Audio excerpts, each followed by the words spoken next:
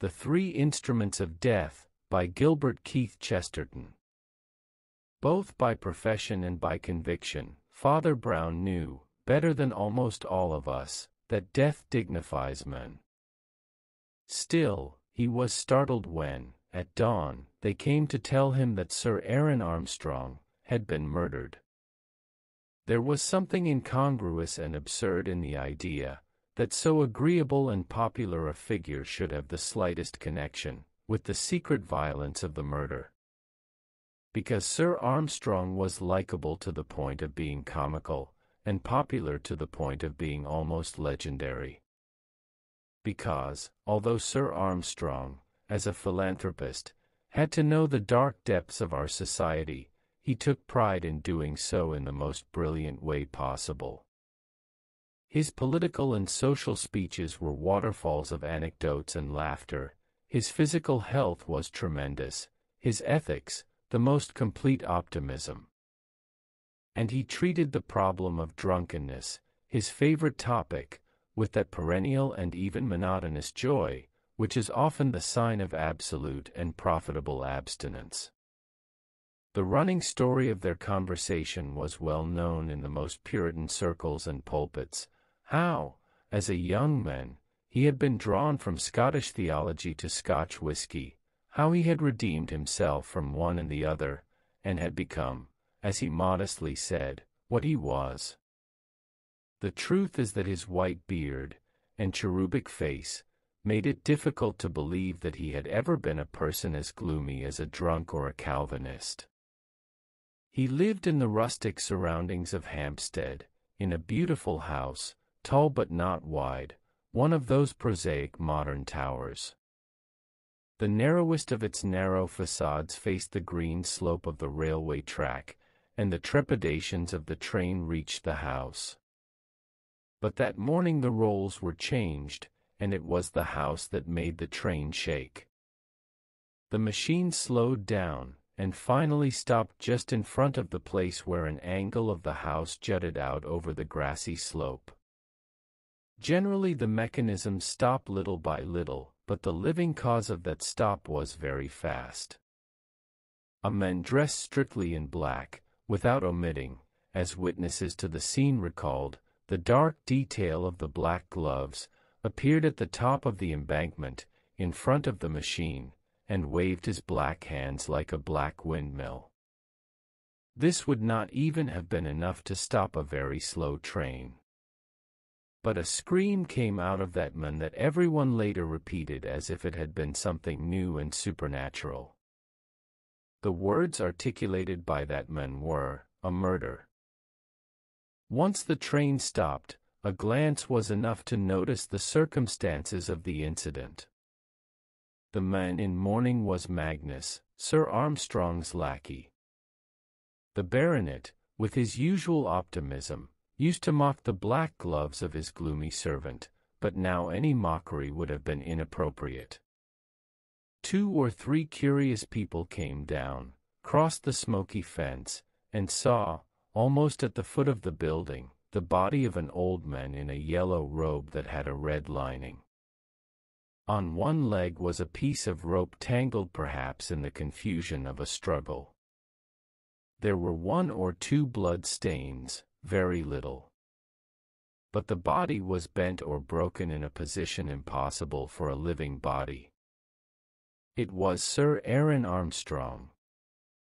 Soon a robust man with a beautiful beard appeared, in whom some travelers recognized the secretary of the deceased, Patrick Royce, once very famous in Bohemian society. The secretary expressed the same anguish of the servant, in a more vague, although more convincing way. When, a moment later, the third figure from the home, Alice Armstrong, the dead man's daughter, appeared in the garden, hesitant and indecisive, the conductor decided to act, a whistle was heard, and the train, panting, ran to call for help to the next station, which was not too far from that place. And so, at the request of Patrick Royce, the enormous ex-Bohemian secretary, they came knocking on Father Brown's door. Royce was Irish by birth, and belonged to that breed of accidental Catholics who only remember their religion in bad times. In this way, Father Brown, accompanied by the young detective Merton, headed cross-country to the railway line. Their conversation was more confidential than it would have been between two strangers. "It seems to me," said Mr. Merton naively, "we must give up unraveling this mess. You can't suspect anyone. Magnus is a solemn madman, too mad to be a murderer. Royce, the baronet's best friend for years. His daughter undoubtedly adored him. Besides, it's all absurd.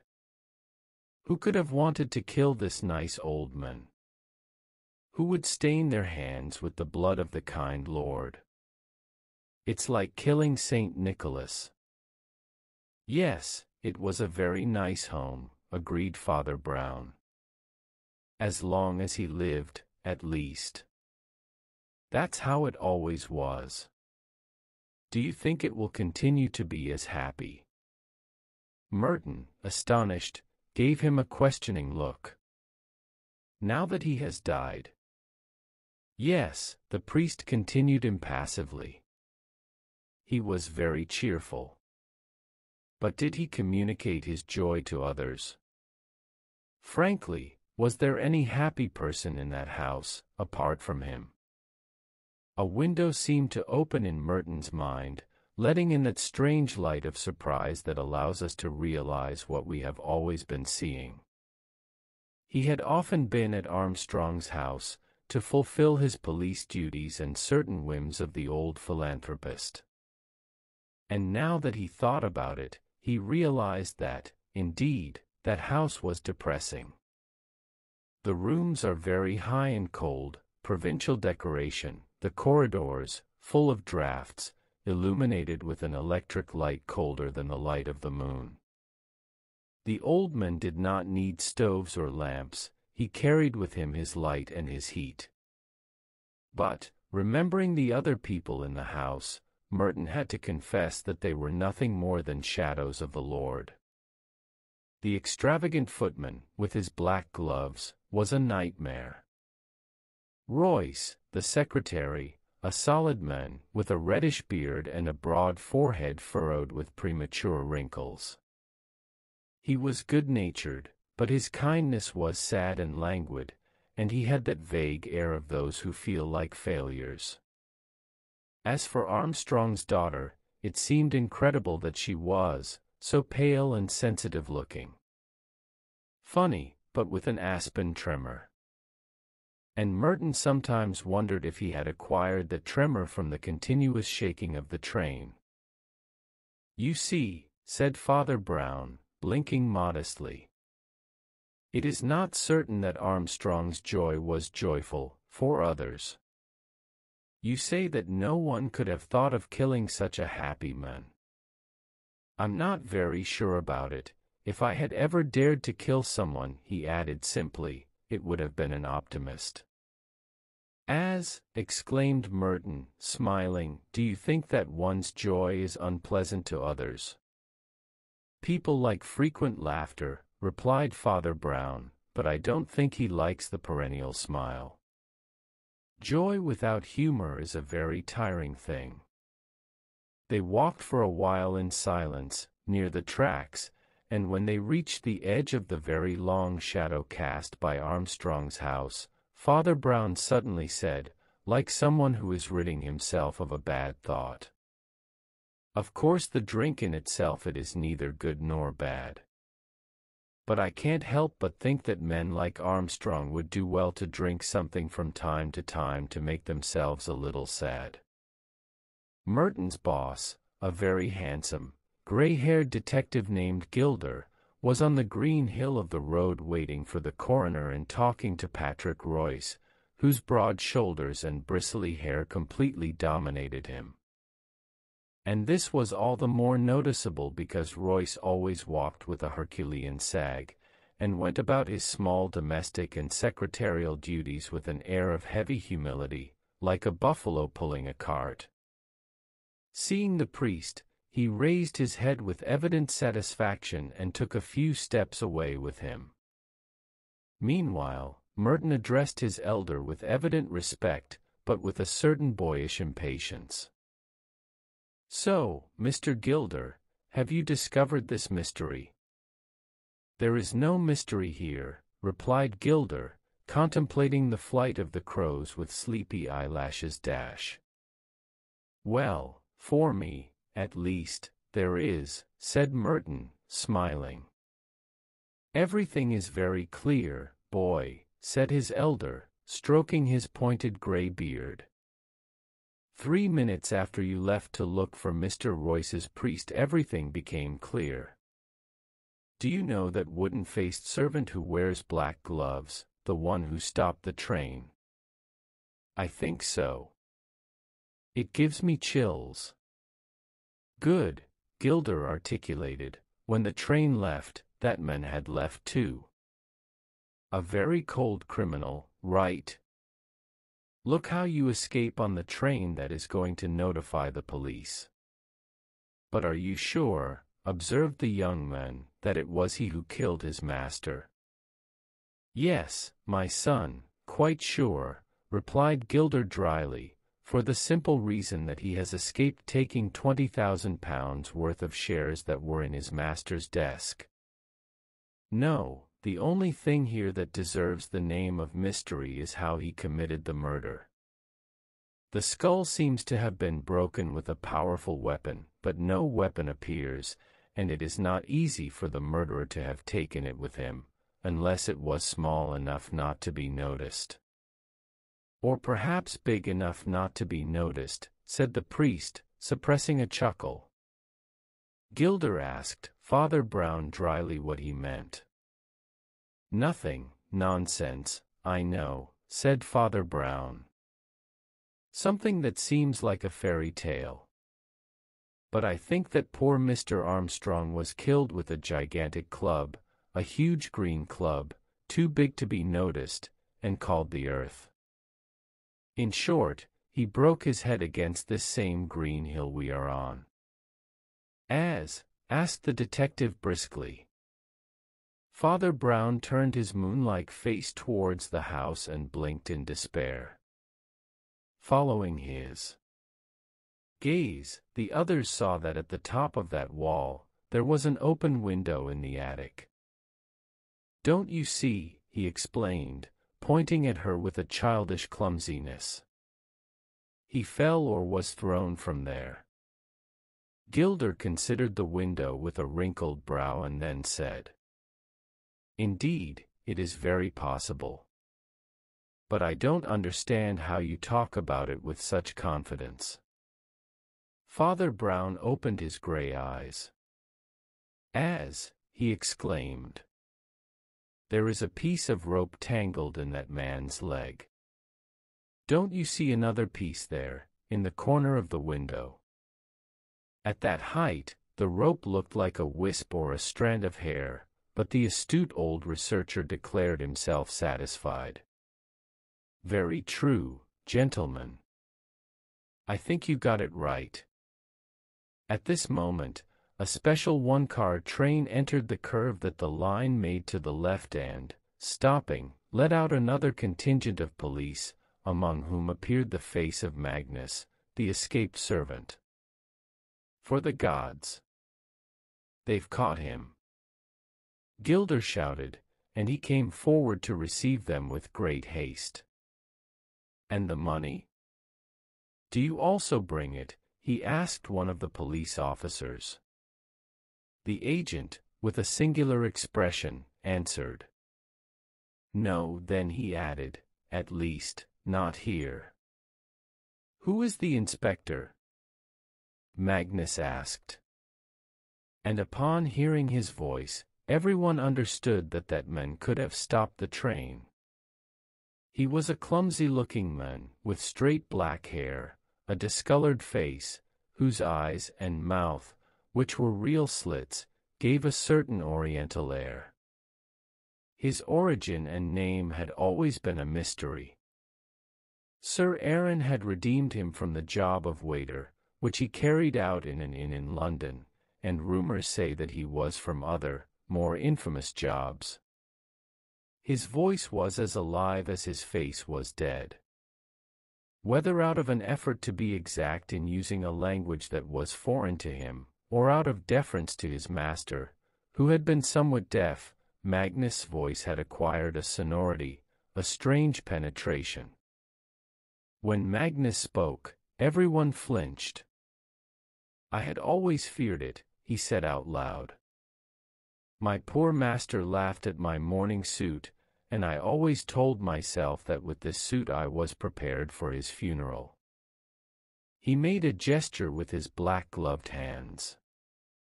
"Sergeant," said the inspector, looking furiously at those hands, "how come you haven't put handcuffs on this guy who seems so dangerous?"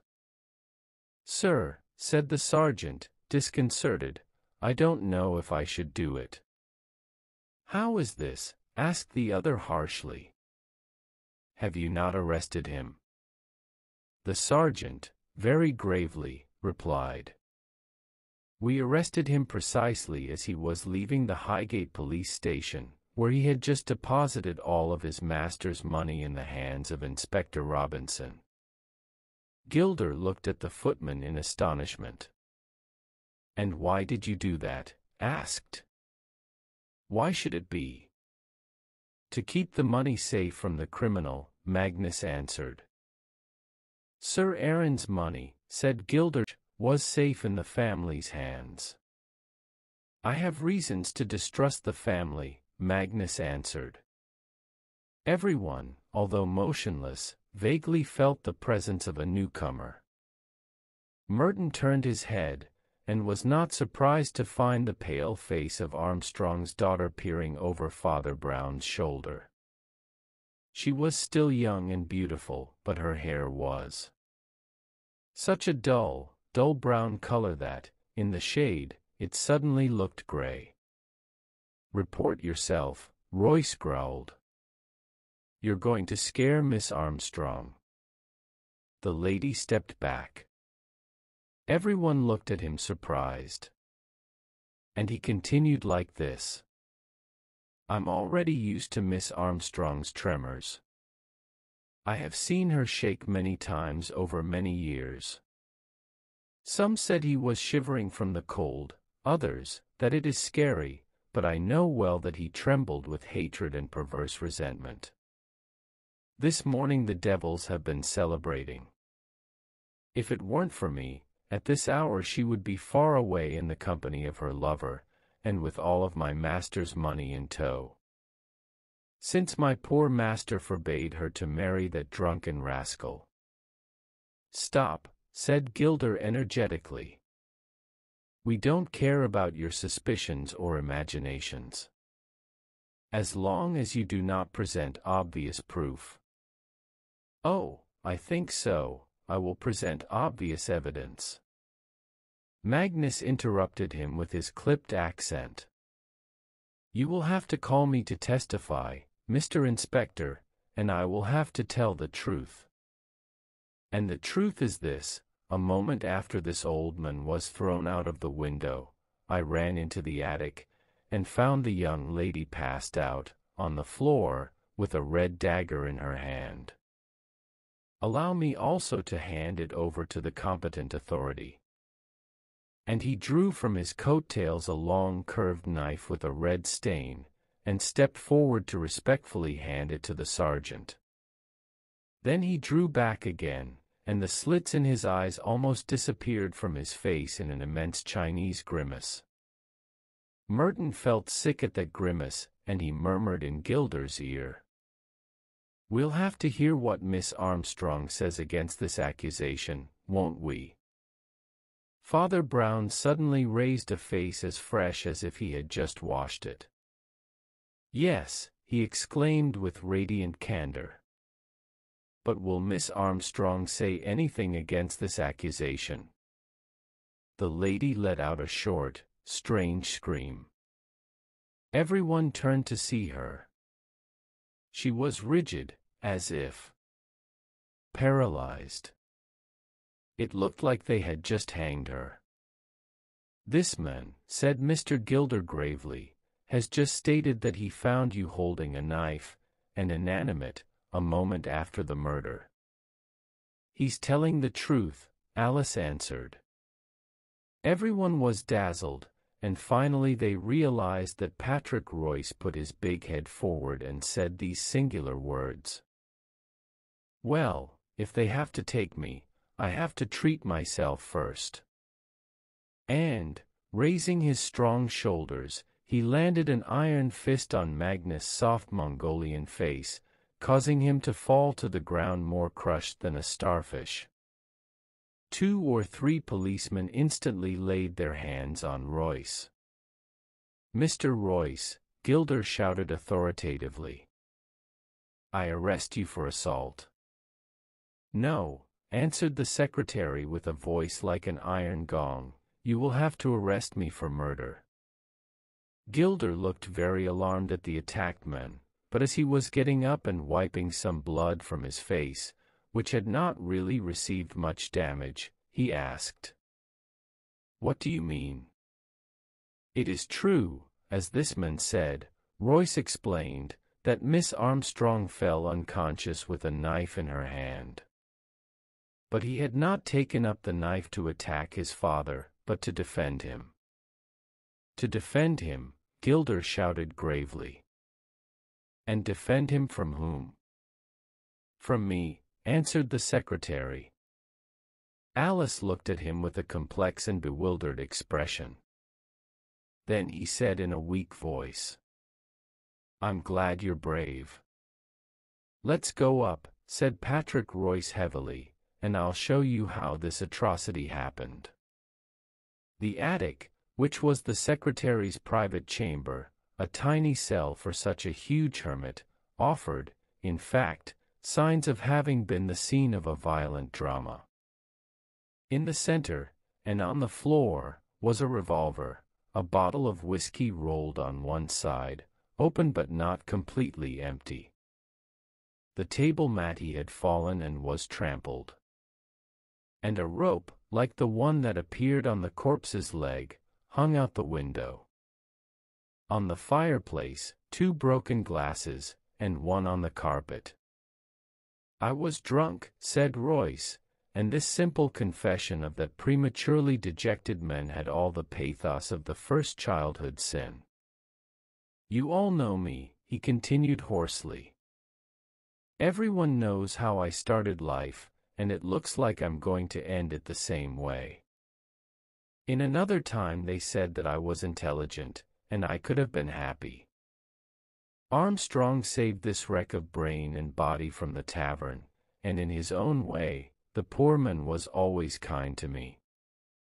Only he didn't want to let me marry Alice, and everyone will say he was right.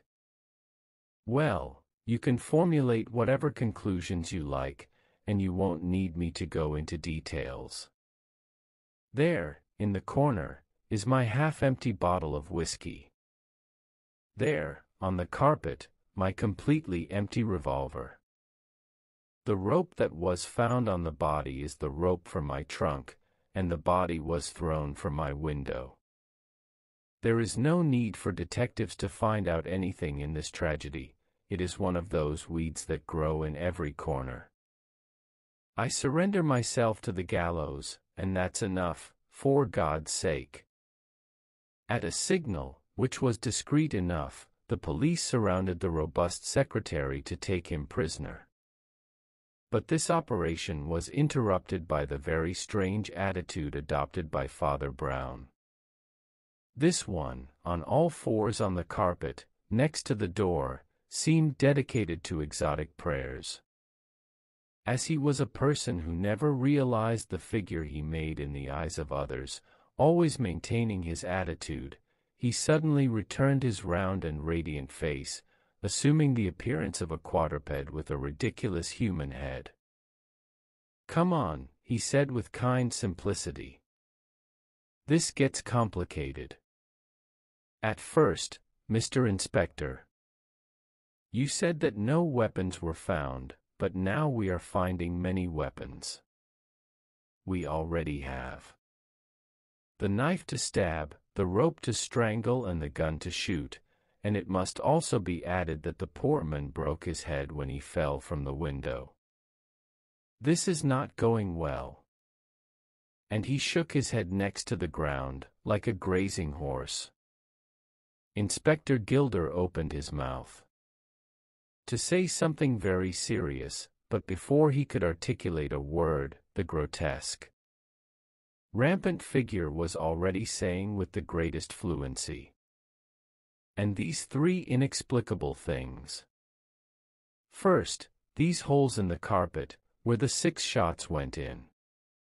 Who thinks of shooting the carpet? A drunk man shoots in the face of his enemy, who is acting in front of him. But he does not quarrel with his enemy's feet, nor with his slippers. And then, the happy rope." And having finished with the rug, Father Brown raised his hands and put them in his pockets, but remained on his knees. In what degree of possible intoxication does a man think of tying the rope around his enemy's neck and then untying it and tying it to his leg? Royce wasn't drunk enough to do such a stupid thing, because by now he would be as sleepy as a log. And finally, the bottle of whiskey, and this is the clearest thing of all. You want us to believe that there has been a drunken fight here to get hold of the whiskey, that you won the bottle, and that, afterwards, you threw it into a corner, pouring half the whiskey and leaving the rest in the bottle. Which seems unlike a dipsomaniac to me. He jumped up and said to the alleged murderer, "I'm very sorry, my good sir, but what you're telling us is nonsense." "Sir," Alice Armstrong said to the priest in a low voice, "can we talk alone?" This request forced the talkative priest to go out to the next room. And before asking anything, the lady told him determinedly, "You are an intelligent man, and you are trying to save Patrick, I understand that. But it's useless. This matter is very dark, and the more clues you find, the less possibility of salvation there will be for the unfortunate men whom I love." "Because?" Father Brown asked, looking at her intently. "Because," she answered with the same expression, "I myself have seen him commit the crime." "Ah," said Father Brown, undaunted, "and what did he do?" "I was in this room," she explained. "This and that door were closed. Suddenly, I heard a voice repeatedly saying, 'Hell, hell,' and shortly after the 2 doors vibrated with the first explosion of the revolver. There were 3 more shots before I managed to open each door. I found the room full of smoke, but the gun was smoking in my poor crazy Patrick's hand. And I saw him with my own eyes fire the last murderous shot. Then he jumped on my father, who, full of terror, was perched on the window, and grabbing him, tried to strangle him with the rope, throwing it over his head, but the rope slipped over the trembling shoulders and fell to my father's feet, and tied itself to one leg. Patrick pulled the rope madly. I then grabbed a knife that was on the mat, and got between them. I managed to cut the rope before I fainted." "I see it all," said Father Brown with the same impassive courtesy. "Thank you so much." And while the lady fainted as she recalled such memories, the priest quickly returned to where the others were. There he found Gilder and Merton alone with Patrick Royce, who was sitting in a chair with handcuffs on, respectfully addressing the inspector. He said, "Can I say something to the prisoner in your presence? And would you allow him to take off those comical handcuffs for a moment?" "He is a very strong man," said Merton. "Why do you want me to take them off?" "Well, look," said the priest evilly. "Because I would like to have the honor of shaking your hand." The two detectives looked at each other in surprise, and Father Brown added, "Don't you want to tell them how it happened?" The man in the chair shook his tangled head, and then the priest said impatiently, "Well, I'll say it. Private life is more important than public reputation. I'm going to save the living, and let the dead bury the dead." He went to the fatal window and looked out. "I told you that there were many weapons here for a single death. Now I must rectify, there have been no weapons here, because they have not been used to cause death. All these terrible instruments, the noose, the bloody knife, the explosive pistol, have served here as instruments of the strangest charity. They have not been used to kill Sir Aaron, but to save him." "To save him?" Gilder exclaimed. "About what?" "Of himself," said Father Brown. "He was a suicidal maniac." "That," said Merton in an incredulous tone. "And his religion of joy?" "It is a very cruel religion," said the priest, looking out the window. "That he couldn't have cried a little, like his parents had cried before." His mental planes hardened, his opinions became increasingly colder. Beneath the cheerful mask hid the hollow spirit of the atheist. Finally, to preserve his professional joy before the public, he returned to the drunkenness, which he had abandoned so long ago. But alcoholic beverages are terrible for a sincere teetotaler, because they give him visions of that psychological hell against which he tries to warn others. Soon poor Mr. Armstrong found himself sunk in that hell. And this morning she was in such a state that she sat here shouting that she was in hell, and this in such a deranged voice that her own daughter did not recognize her. The madness of death came over him, and with the monkey-like agility of the maniac, he surrounded himself with deadly instruments, the noose, his friend's revolver, the knife. Royce walked in casually, and, understanding what was happening, hurried to intervene. He threw the knife across that mat, snatched the revolver, and without having time to take out the cartridges he discharged them shot by shot into the ground. The suicide saw yet another possibility of death, and wanted to throw himself out of the window. The rescuer then did the only thing he could. He caught up with him and tried to tie his hands and feet with the rope. Then that unfortunate young woman came in here, and understanding things backwards, tried to free her father by cutting the rope. At first he just scratched Royce's wrists, and that's all the blood there's ever been. Because I suppose you have noticed that, although his fist left blood on the servant's face, it did not leave the slightest wound. And the poor woman, before she fainted, managed to cut the rope that was holding her father, who was thrown out of that window towards eternity. There was silence, and finally the metallic noise that Gilder made when opening Patrick Royce's handcuffs was heard, to whom he said, "I think I should say what I feel, sir. You and that lady are worth more than Armstrong's death notice. To hell with Armstrong and his obituary." Royce shouted brutally. "Don't you understand that it was about her not knowing?" "That he didn't know what?" asked Merton. "Like what?" "That she is the one who killed her father, you idiot," roared the other. "If it weren't for her, I would be alive. When she finds out, she's going to go crazy." "No, I don't think so," observed Father Brown, taking up his hat. "On the contrary, I think you should tell him. Not even the bloodiest mistake poisons life as much as a sin. And I also believe that from now on she and you can be happier." And I'm leaving. I have to go to the school for the deaf and mute." As he emerged through the wet grass, an acquaintance from Highgate stopped him to say, "The doctor has just arrived. The report is about to begin."